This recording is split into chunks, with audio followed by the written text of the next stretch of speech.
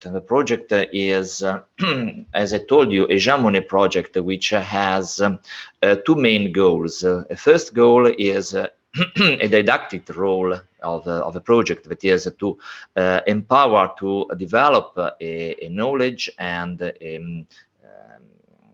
idea about gender equality and the measurement of gender equality, because as we know, gender studies trace back to even before the 60s of last century, but only recently we started to measure gender equality in Europe and in the world. So at the end, we can say that even if we have the idea of gender studies and gender issues for a long time, we started only approximately 30 years ago to try to measure these. Sorry, not because I read the message, but can you hear me? Can you hear me? Yes. In Yes, general, okay. I can. In general, I can. Okay. I'm sorry. I read the message about the problem. Yes. Okay. It is only in the last 30 years that we started to measure gender equality. So the idea of this project starts from a plethora of indicators that have been developed in these last 30 years. And even if we can say that there are multiple indicators that have been proposed, at the end we have only 2 or 3 main experiences that I want to recall. A first experience, and I think it is one of the most complete at a world level, but also in terms of time series of data, is the Global Gender Gap Report of the World Economic Forum, that is covering all the world and tries to evaluate the change in gender equality over time on 11 indicators that are used for this purpose. And it is very used and important to understand how the trends are in our world. Another indicator, and this is the basic of this project, is a European indicator, that is the Gender Equality Index, which has been developed by the European Institute for Gender Equality. And this indicator is very important because it is the first indicator that have been developed for Europe, and because we have Eurostat and we have standard measurements of gender, of standard indicators and standard measures for statistics, we can have a wide and comparable measurement of gender equality in Europe. This is, in fact, one of the big problems that we incur in when we study gender equality using indicators. Because if we have different statistical systems and different developments of these statistical systems, the variability of data in different countries and also the definitions may not be exactly the same. So, if we wanted to have an international panorama of gender equality measurement, we need to reduce drastically the number of indicators that we can use, because we do not have always comparable data among the different countries. On the contrary, if we move on a European basis, we have a possibility to coordinate the collection of data in a uniform way in all the European countries. So it is very important, this project for Europe, because it is, I think, the most complete gender equality indicator that we have in the world. Of course, gender equality is very important, and it is on the agenda of most of the European and world countries. And if you think about sustainable development, we find gender equality as a goal in the old completed Millennium Development Goals. It was goal number 3, and actually is goal number 5 of Sustainable Development Goals. And then I want also to recall you that this year we have the G20 in Italy, and the W20 is the meeting about female entrepreneurship empowerment, and it will be held here in Italy with Linda Laura Sabadini as a chair of this conference. So the starting point, as I told you, for this project was the Gender Equality Index. That is, as I told you, in my opinion, one of the most complete gender equality indexes that we can have in the world.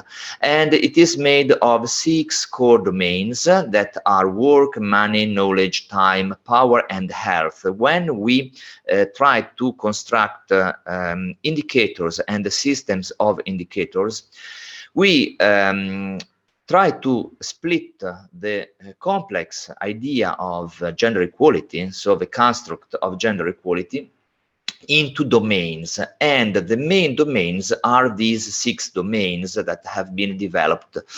So for each of these domains we have subdomains, and then we try to measure each subdomain using indicators, and the gender equality index is made of 31 indicators measured over a period of 6 years for each European country. So this is a really complex and well-structured indicator. Here we have an idea of the indicators and how they are split over the different domains and subdomains.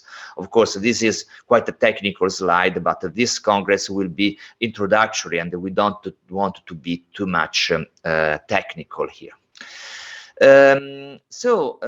One of the most interesting things is that we can have a comparison of each European country, giving a ranking. For example, Italy is below the average in the European Union. We had quite a good improvement in gender equality since 2010, but a lot of work has to be done, because if we consider the average in the European Union, we have a parity equal to 76.9%. That is, we have still a long road to run, to work before reaching the goal of the parity. Of course, we have countries which have a higher gender equality level. For example, the Scandinavian countries, Sweden or Denmark or Finland, etc. Or we have countries in which gender equality is much, much lower. So much work have to be done.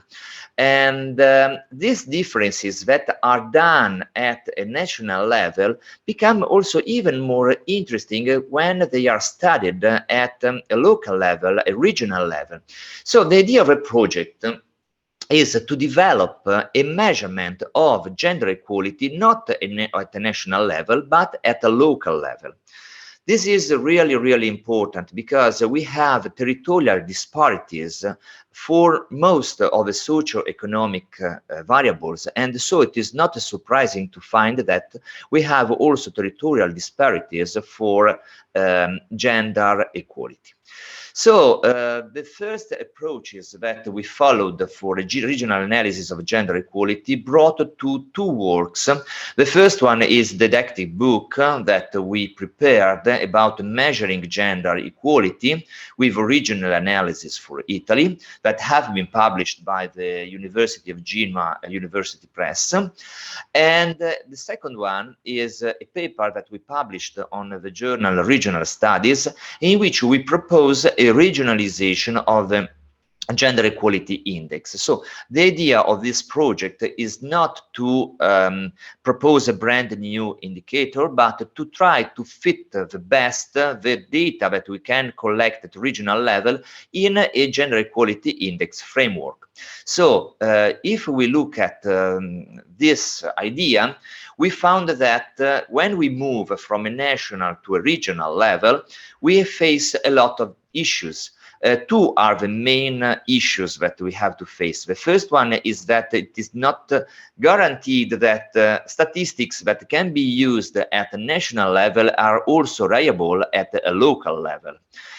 On the second side, we have to do some adjustments and substitutions of gender equality index variables or indicators, because they do not make any sense when they are defined at a regional level. So if, for example, the European Institute for Gender Equality uses the percentage of women ministers having a seat in parliament, of course, this does not make any sense when it is considered as a regional measure. So we have at least to adapt this in a different way. So, for example, percentage of women being administrators in regions, or having a seat in regional assemblies, for example. So, at the end, if we consider the 31 European indicators, in the preceding works that we have seen, we could find 10 exactly matching variables that can be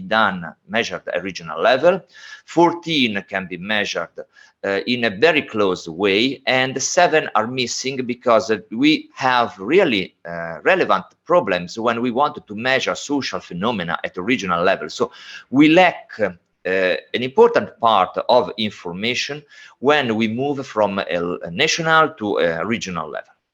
Anyhow, the analysis brought to quite a good analysis for Italy about the basic 6 domains, and we have a mapping of Italy at the regional level about gender equality, and we can see that we have quite high equality values for example, Lombardy or Emilia-Romagna, but we may have also very low values for some southern regions, for example, Calabria or even Sardinia, but Calabria is the lowest value for what we got, with a 36.29 value as a regional gender equality value. So regional disparities are evidently very interesting, and so we decided to propose this project to the European Union, and it was approved. And the idea that we wanted to run is to assess, first of all, how many data we can use from European databases to analyze gender equality at European level. So we decided only to focus on 4 countries at the moment, because it is complicated, of course, to conduct a full European analysis. So we start with 4 contiguous countries that are Italy, France, Spain, and Germany. Also because it would be interesting to understand if close to the boundaries we have effects. So this is an important element, because natural boundaries administrative boundaries inside a country may not be really so significant. But when we talk about national boundaries, we have political differences, cultural differences that can affect gender equality differently, even in very close regions. So then we want to evaluate also the reliability and stability of regional rankings when we move to different composite approaches, composite indicators approaches. And so these are the main goals, and we want to evaluate all these differences and to create a mapping of at the regional level of these countries. And so this will be done first, collecting the data, putting them on a website with cartograms, and then we want also to give the opportunity to regions to evaluate which is the closest region to each of them. That is, if I'm, for example, Liguria, I want to check which are the regions that are the closest to my socio-economic conditions, and then I can try to see if there are good practices that I can follow for improving gender equality. The official staff is made of 7 people, but of course the people that is working on this project is wider. I am the academic coordinator. We have Anna Siri, Luca Gandulli, and Monica Penco from the University of Genoa. Then we have Sandra Fachelli from the Universidad Pablo de Olavide in Valencia, Spain, and Pedro López Roldán from the University of Barcelona, Spain as well, and Christian Suter, who is from the University of Neuchâtel in, Switzerland, not Italy here, of course. What will be the research activities that we will do? So we will do first a data collection, and we will work on gender-responsive local fiscal policies. We will do a sociological analysis of the regional gender disparities in the study regions. We will study the effects of different composite indicators on the ranking of regions, because this is an important point. If we have different results according to the technique that we use to synthesize our data, then the approach that we decided to use and follow affects also the results. So we introduce a subjective element in the ranking of the regions. So this is an important point from the political point of view. And as I told you, we wanted to find a way to suggest good practices or to identify good practices. As events, we have planned to have 4 events. This is the promotional event today. Then we will have the workshop number 1 that will be or in Spain or in Switzerland. We have to decide according to some organizative points in this autumn, and it will be about the presentation of a database and some initial results about the project. Another workshop will be held in Switzerland or in Spain, according to the place where the first one will take place. And we will start to study the differences among the Mediterranean regions and the northern regions in Europe. And finally, in May 2020, I hope in presence, we will organize the final event of the project, and we will provide the results, and I hope that there will be the opportunity also to have a good discussion with local authorities about politics and gender equality. So how can we improve gender equality using not only national but also local policies? That is an important point. Another point of the project is to develop a teaching about gender equality measured at a regional level. So the idea of this teaching, about 12 hours, is to define and measure gender equality and what are the differences, for example, between gender equality and gender equity that are something different.